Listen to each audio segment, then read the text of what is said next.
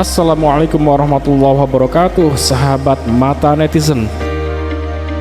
Nah, saya akan cerita dulu kronologinya permasalahannya karena ini bisa juga dialami oleh semua orang ya.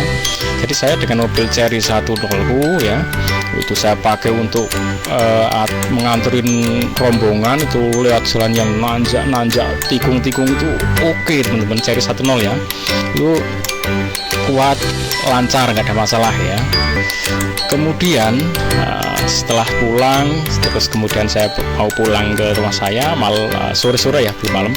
Itu tahu-tahu setelah lampu merah ya, disecang saat itu ya, tahu-tahu nggak ada tanda-tanda kehidupan. Jadi tahu-tahu mesin mati set. Nah, alhamdulillah saya udah berada di pinggir jalan, saya langsung ambil kiri, gelundung ya, dan masih bisa di posisi kiri. Nah, akhirnya saya cek teman-teman. Nah, pengecekan yang dasar kan kalau di kendaraan ya sederhana. Pertama cek BBM-nya, yaitu rotaknya atau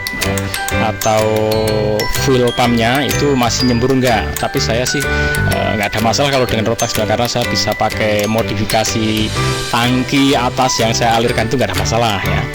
Kemudian setelah dari jalur BBM saya cek berikutnya ya, yaitu cek pengapian teman-teman. Wah, saya pede di pengapian ini walaupun ternyata masih salah prediksi. Ya nggak salah-salah amat, tapi kalian akan tahu permasalahan di mana.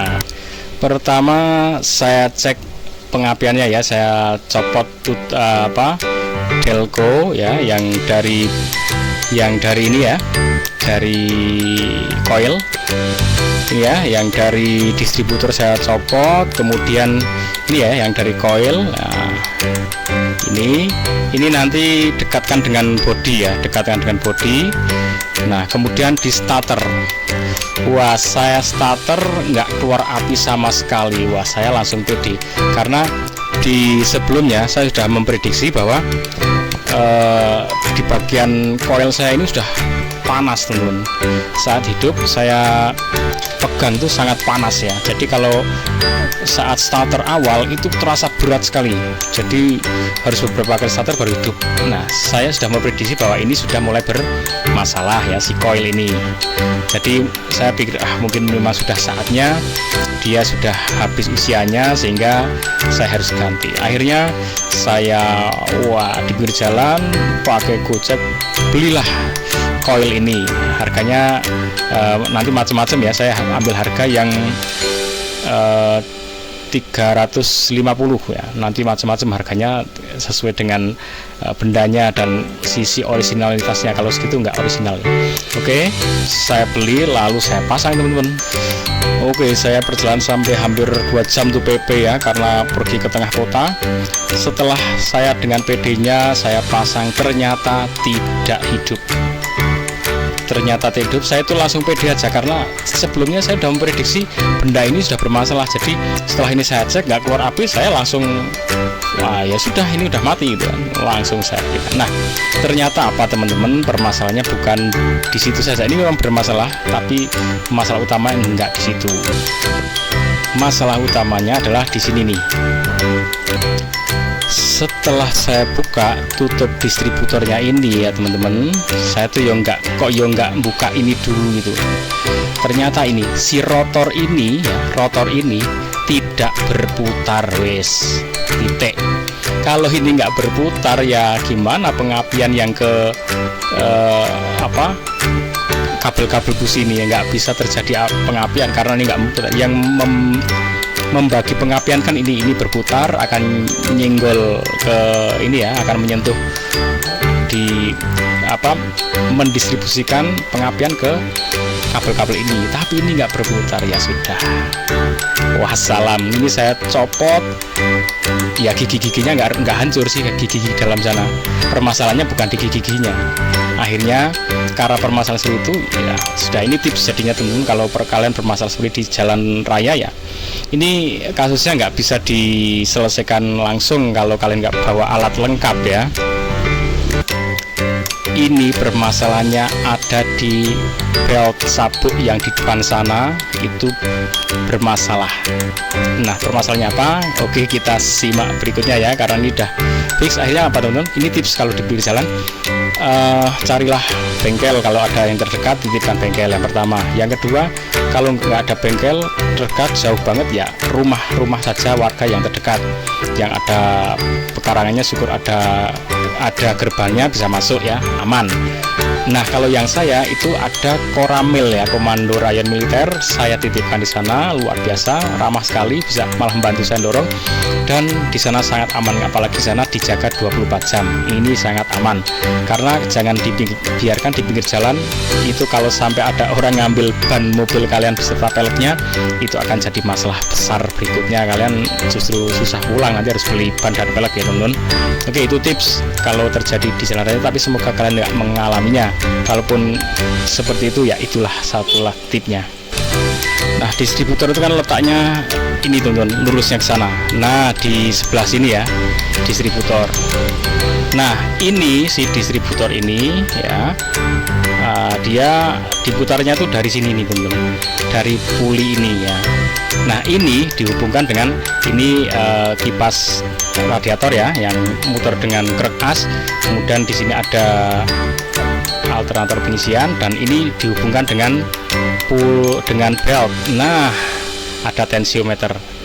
Cara masangnya sangat mudah teman-teman. Yang pertama, kalian harus ngelepas dulu tutupnya, tapi untuk cara memasangnya ya, nih bagian tutupnya harus ditutup, dibuka dulu ya. Oke, di sini ada nanti ada beberapa baut ya, melingkar ke sana, dibuka semua. Kemudian cover ini dibuka. Setelah dibuka nanti, sebelumnya ini ada ada kipas radiator ya. Bahkan yang pertama ini radiator di sini nih. Ini radiator ini dibuka dulu biar ada ruang kosong di sini ya. Nah, kemudian baru ditutup, dibuka murmurnya ini. Setelah itu tentunya kipasnya dilepas ya. Nah, setelah itu kalian baru bisa memasang apa yang permasalahan saya alami. Nah, permasalahannya tuh di sini ya teman-teman, di beltnya tadi. Nah, saya kasih lihat benda yang rusak tuh mana. Ini. Nah, ini ya, belt ini, sabuk ini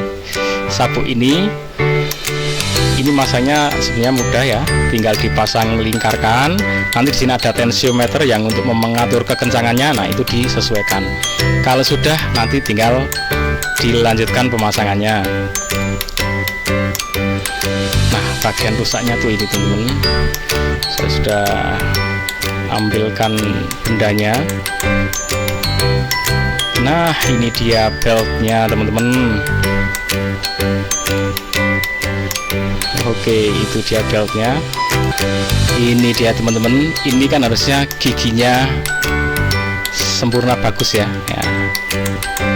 Tapi ini sudah mulai hancur, dan di sini sudah habis ini. Jadi kalau udah habis giginya, otomatis gigi ini akan slack ya. Jadi si puli dengan roda gigi itu dia berputar tanpa bisa memutarkan belt ini. Otomatis distributor yang depan sana tidak bisa berputar, itu masalahnya. Dan masalah ini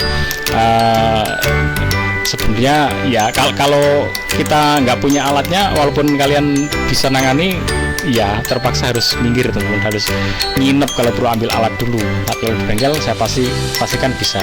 Kemudian saya belikan belt ini, harganya 140-an ribu ya. Nanti macam-macam, ada yang 180, ada yang 200, ada yang 300-an yang ori itu katanya. Saya tanya yang ori berapa, 300-an.